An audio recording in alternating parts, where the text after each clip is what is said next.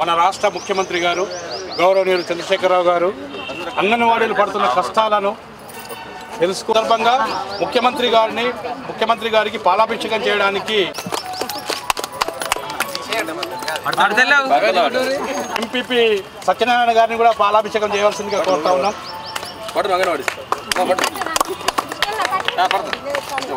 పాలాభిషేకం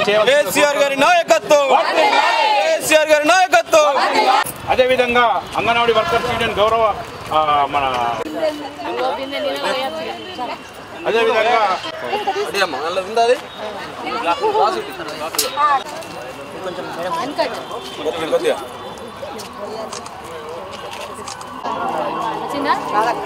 మిగతా అందరితో ప్రారంభించవలసిందిగా కోరుతా ఉన్నాం.